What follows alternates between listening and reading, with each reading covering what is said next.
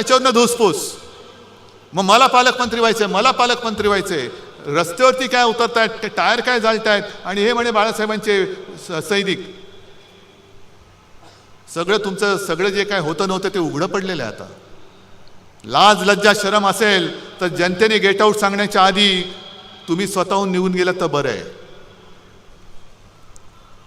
कारण एखादा मंत्री, पालकमंत्री, एखादा मंत्री म्हणजे काय त्याची कुवत, सगळे भ्रष्टाचाराचे आरोप झालेले सुद्धा आता मंत्री म्हणून बसतायत.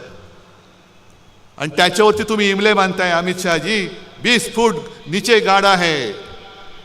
अरे ठीक आहे, जेवढं खोल जाऊ ना तेवढी मुळं आमची खोल जातील आणि मग वर काय उगवेल तेव्हा बघा.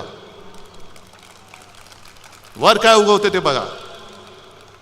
एक तर उद्धव ठाकरेची जागा तुम्ही ठरवताना तुमची जागा काय होती आणि त्या जागेतून शिवसेना प्रमुखांनी तुम्हाला बाहेर कसं काढलं हे पहिलं आठवा. आज तुम्हाला मी खरंच सगळ्यांना मनापासून धन्यवाद देतोय. कारण आज माझ्याकडे तर काहीच नाहीये.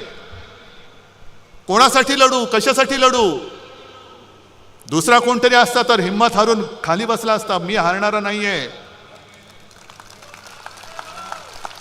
मी मैदानात पाठ दाखवणारा नाहीये. मी मैदान सोडेन तर जिंकून सोडेन. हारून आणि गद्दाराच्या हातून तर मी अजिबात हार मानणार नाही.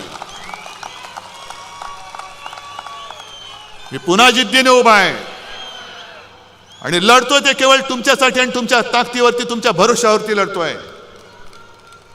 जे जात आहेत रोज उद्धव ठाकरेंना धक्का. अरे एवढे सगळे तुम्ही भाडोत्री घेतलात तरी सुद्धा तुमचं अजूनही काही भूक भागत नाही. पैसे देऊन विकत घेताय. वामनराव महाडिकांच्या भाषेत बोलायचं तर विकली जाते ती विष्ठा असते आणि शिल्लक राहते ती निष्ठा असते. सगळी निष्ठा माझ्यासोबत आहे. करा त्यांचं तुम्ही सोनखत जरूर करा. आणि आता येत्या काही काळामध्ये महापालिका निवडणुका येणार आहेत. मी सगळ्यांशी बोलतोय. सगळे मुंबईतले सगळे बोलून झाले, संभाजीनगर, नाशिक सगळे झाले. सगळ्यांचं मत आहे की एकटं लढा.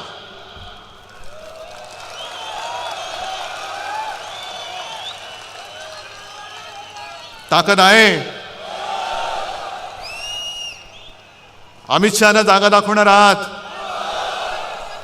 ठीक आहे, अजून निवडणूक जाहीर झालेली नाही, पण मला तुमची जिद्द बघू द्या, तुमची तयारी बघू द्या. ज्या भ्रमात आपण राहिलो तो पहिला त्या भ्रमातनं बाहेर या.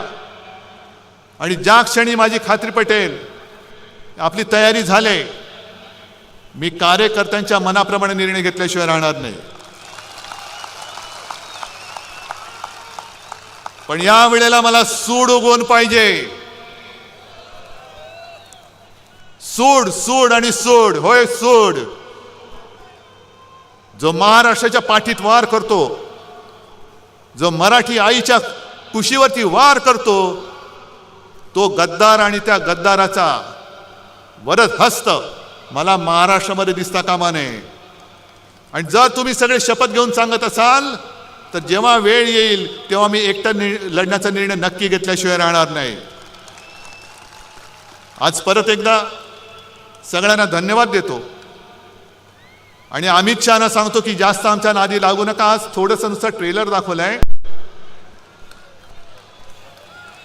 जेवढे अंगावर याल तेवढे वळ घेऊन दिल्लीला परत जाल.